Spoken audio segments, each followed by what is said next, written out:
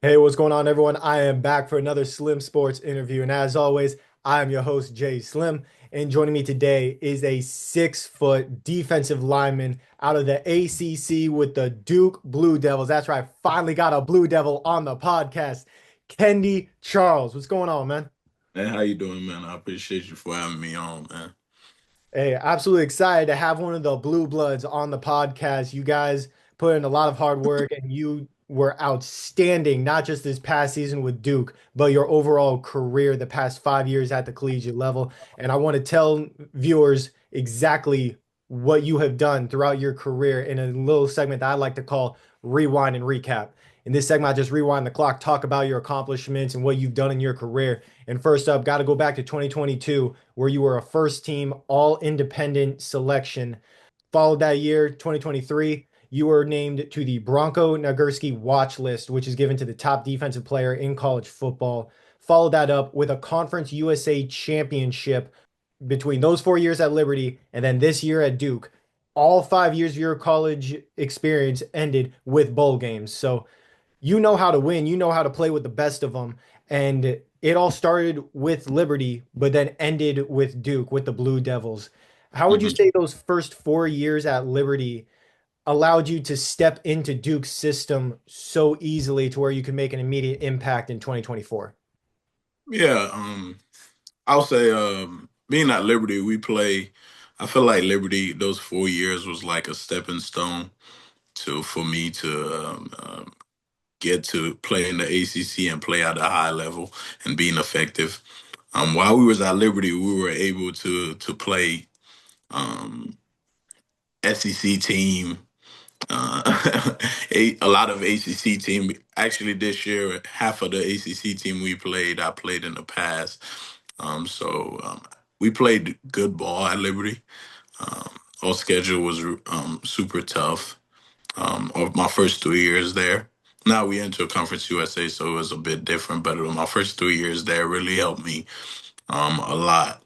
When I got to the ACC at Duke, it wasn't anything I haven't seen before. I knew what I was getting myself into. I know what I was expecting, and I have played at the high level before. Maybe it's not like week in and week out, but I had a little snippet of what I was getting myself into and how it was going to go. So Liberty was man truly a blessing and a blessing from God, honestly. Yeah, and with your style of play, you were able to make an immediate impact, like I said, with the Blue Devils this past season. On the season as a whole, you had 50 total tackles, 12 of them being solo.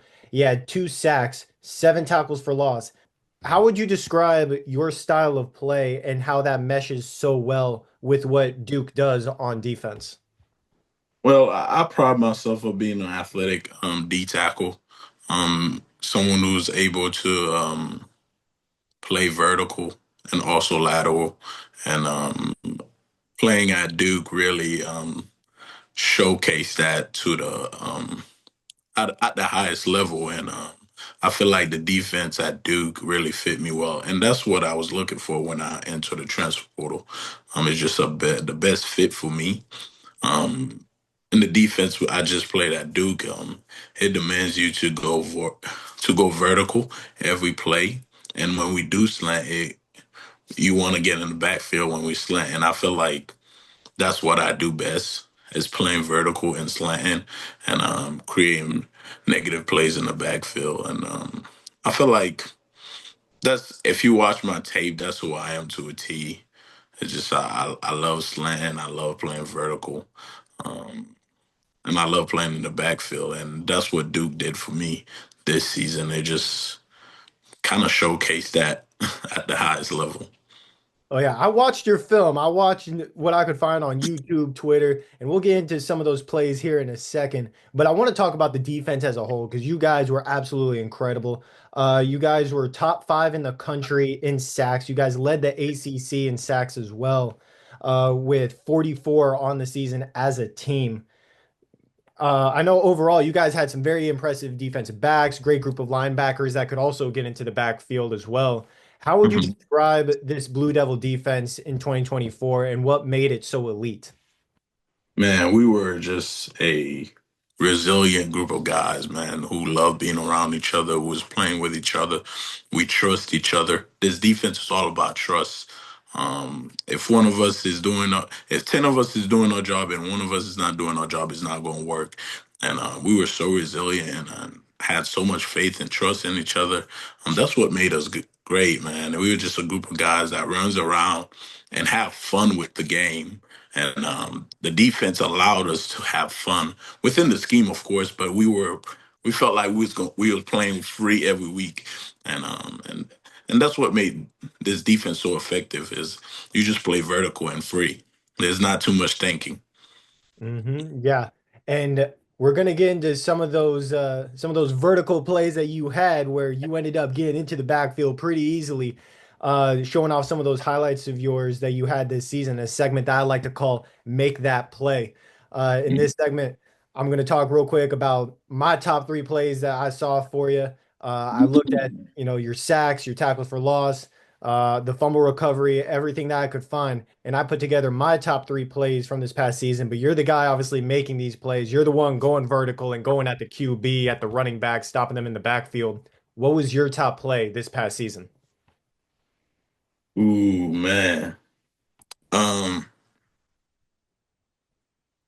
I would say probably the goal line stand versus SMU. Just I love playing tough ball. I love being in tough situations.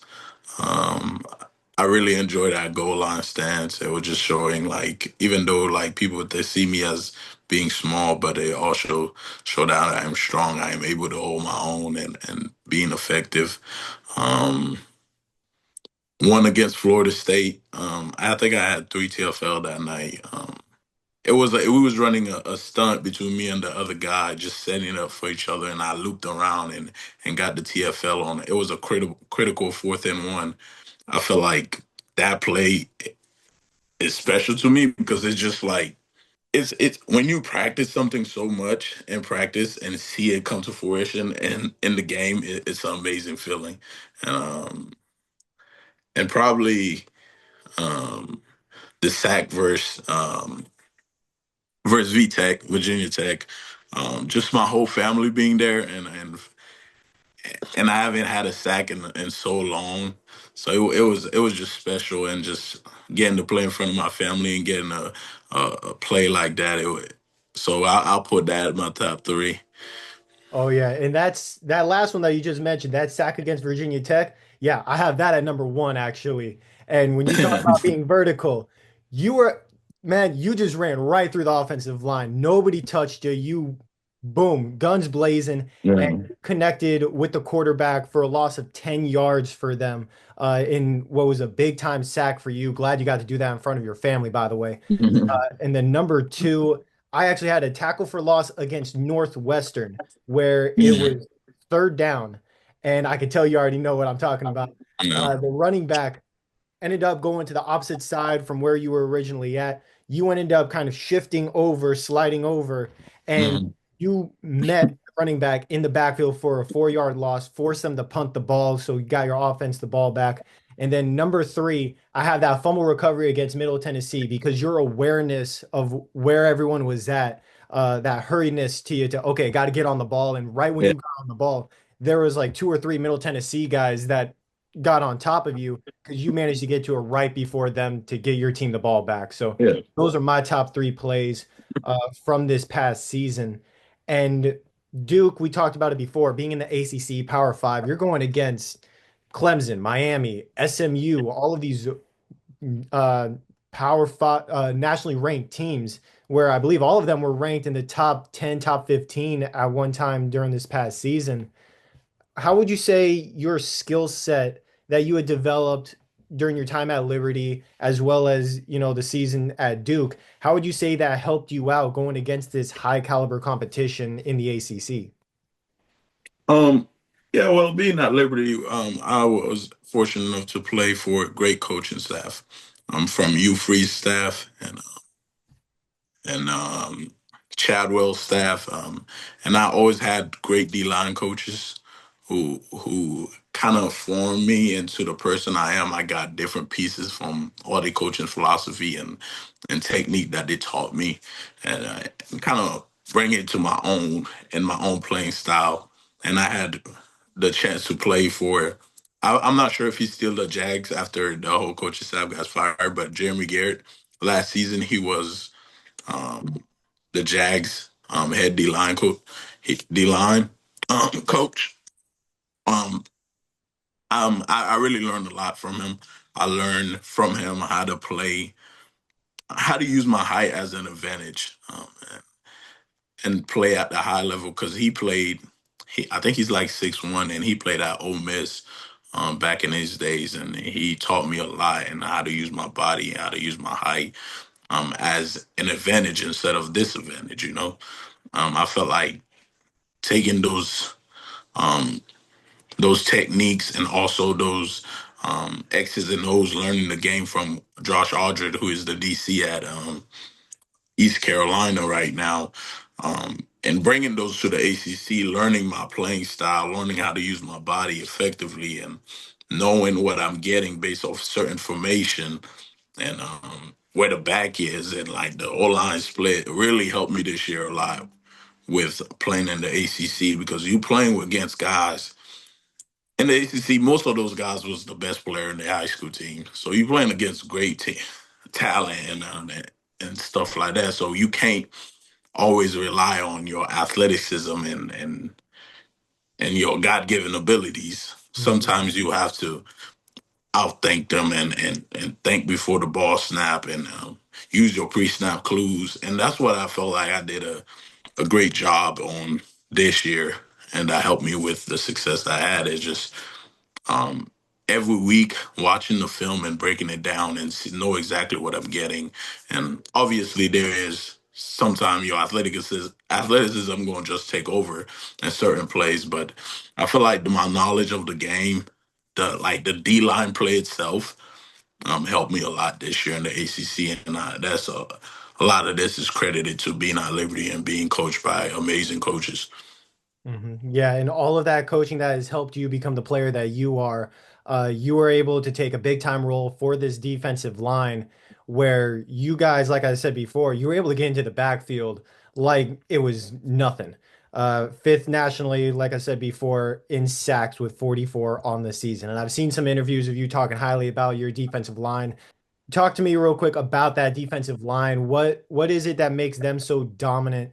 Credit to Coach Diaz and his staff and all D line Coach Afante and Dave. Not I mean Alex Devine and Coach Bauer, the DN coach. Credit to those guys. Coach, if you check in the background, like Coach Diaz defense is always putting the D line in best situations to make plays in the backfield and get in TFLs. Wherever he was at least top five in TFL. That's what we take pride in. We practice like that every day. Like every time we step on the field, we want to play in the backfield, and that's what demanding. If you want to play in Duke defense, like as a D tackle or a DN, you gotta play vertical. You gotta create negative plays, and that's the only way you're gonna get in the field. But I'll say what we kind of the way we play, honestly. Um, when you playing so free, and you have one gap, the defense is a one gap defense, and as long as you're going forward, and that's what he wants. And when you realize it's 11 guys on the field, we all have one job. We don't have to think about many other things. And obviously, there's other things you got to think about, but like the main thing is just one thing per play. So I feel like that's what helps us a lot. And we had a amazing group of front. We were strong and athletic than most. O line we played. The strength coach here is amazing. Coach Feely, he's the backbone of this program, and I just felt like we was in better shape and stronger and faster than most of the teams we play, and it's just a mixture of like our abilities and God given talent and our strength program and the scheme we play in. The scheme just highlights that a lot. There you go, man. And you guys overall on the season went 9-4 with a 5-3 record in a very tough ACC conference. And now you're heading off to the NFL as well as multiple other players from this Blue Devil team. And I know there's a lot of changes every single year in the college ranks. I believe Duke actually just signed a quarterback that's transferring from Tulane, who is very talented. I got to watch him this season, so I know they're going to be in good hands on offense there as well. You got the group of returners coming back on defense that you know of. As that guy that sees all the behind the scenes stuff, you know these guys personally and what they can do. How is Duke looking heading into 2025 to where they can be on the top of the mountain in the ACC and make it to the National College Football Playoffs? Yeah, I think with every team you lose players, great players. Like you're gonna miss some pieces, but I feel like Duke not gonna miss a step with us leaving because they were recruiting hard, and like you said, they are brought in a quarterback that is. I think that's gonna help them a lot. Um, and on the all season, they're gonna continue to recruit. And like even in my position, I think the guys that was playing behind me is going to step right in and get the ball rolling again. That's just my honest opinion. I feel like obviously you're gonna miss some things, but like I feel like the talent they bring in and the freshman group and the transfer D tackle they brought in, and I think because I actually hosted the D tackle they brought in, I think he's a great player, and he's gonna fit right in. And they're bringing guys in, and I feel like they're gonna get right back on the road. And like I was telling you earlier, it's just Coach Feely is so darn good at what he does. He's gonna get us ready again to compete at the highest level. And that's their mentality, man. It's just because we're losing guys doesn't mean that doesn't give us the excuse to be bad next year. I feel like they're gonna pick up right where they left and continue to elevate themselves. There you go. And hopefully they are able to make the college football playoffs. You yourself, however, you are getting ready for the NFL draft to take your talents to the professional ranks. There's a lot of really talented guys in this draft, especially on the defensive line. A lot of great pass rushers, run stuffers, guys that can get into the backfield like yourself. What should NFL scouts look at from you specifically that might separate you from some of these other talents? I think when it comes to me, obviously, like you said, there's great pass rushers. There's great run stoppers. I think my where I separate myself is my ability to also play the run and the pass. I pride myself of being a all three down guys. So that's why I feel like I separate myself. Obviously, this season my sack numbers was way lower. Just the way we play defense here. I wasn't necessarily playing on the third down package. Our prowler package is mainly made out of linebackers and safeties, and probably and two ends. So I didn't pass rush a lot this year, but like that is something that if you watch my film from Liberty, that I am an effective pass rusher on the third down, and I feel like that's what I have to offer.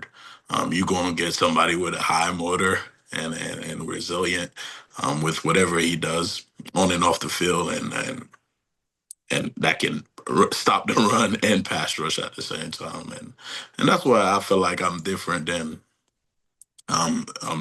certain guys in this draft class. But obviously, there's great talent in this draft class. But I feel like a team that take a chance on me is not going to regret it at all. Yeah, and you're not the only one from the Blue Devils that's heading into the NFL draft. A lot of great players like yourself going into this draft class.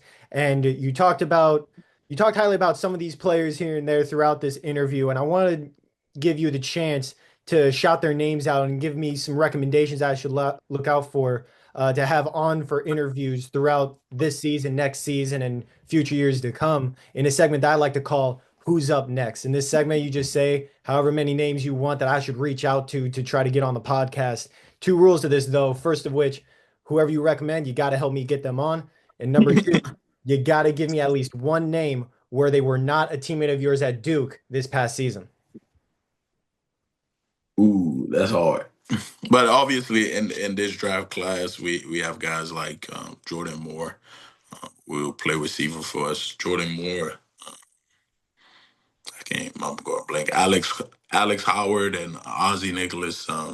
Those are the two linebackers, and Ryan Smith. Those guys were great players for us. And that's just a few to name. Cam Bergeron.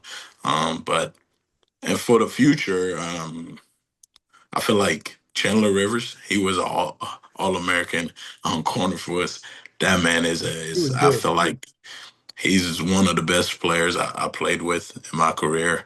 Just the way he approached the game and his love for the game and what he does for us days and days and week out and stuff like that. It's truly amazing. I feel like he's definitely a, a draft pick in the future. Um, but someone who wasn't my teammate this past season, but that's on the Duke Blue Devil team now. Yeah. Or no, you can Um, give me somebody that's maybe somebody that's still at Liberty, somebody on a different team that you know from your high school days, even somebody that you know that might even be playing NFL ball already. yeah, I feel like Quentin Reese. He was a safety. He's also in this draft class. I feel like he's a high caliber dude um, who loves the game and do everything right. And Akil Washington at South Alabama. I feel like this next class that's coming out, he's going to be something to look out for with his pass rush abilities coming off the edge. Those two guys are guys that I think that are special and will do something special with even if it's not football. Those great guys um, play well on and off the field. Honestly. There we go. Can't wait to see what they do. I'm definitely looking them up and have them on the podcast ASAP. But now that we've talked about who's up next, gotta talk about what's next for yourself. Obviously, you're training, getting ready for that NFL draft to hopefully hear your name called and press these scouts on your pro days. What are you Yeah. doing right now to really enhance your skills to show the best version of yourself to these NFL scouts? Yeah, right now I'm just training. I'm working on getting faster, stronger than I was before. And we'll keep working on like training with a trainer again, my pass rush. Um, tune in some things that I didn't do well this year and what I'll think like the scout will want to see at my pro day. So right now we're just training uh, and chopping away, man, and trying to create the best version of myself when it comes pro day and giving myself the best opportunity to be successful. Um, and that's all I'm doing right now, just staying down and work There you and, go. There you and go, man. praying, man. All you can do is work and pray and leave it all to God. And I believe I serve and believe in a great God, man. And that's all, man. Just work and pray, and that someone see it in me and want to um, continue this football journey with me. Hey, no doubt in my mind, man, with the work that you put in and what you've done in the college ranks already, we're going to be seeing Kendy Charles in the NFL here soon. I'm going to be getting an autographed jersey in the mail to hang up on my wall with my collection. I'm going to hold you to that. Definitely can't wait to see where you go, man. Anytime I say stuff like this on the podcast, I never say it just for show, never say it just for views. I say it because I mean it. I actually do watch your film and see what you do. And just by having you on, seeing the type of person you are, NFL is in your future, man. So keep working hard, keep living the dream, and go make some big time money, man. Beyond blessed to have you on for an interview. Yeah, I appreciate you for having me on, man.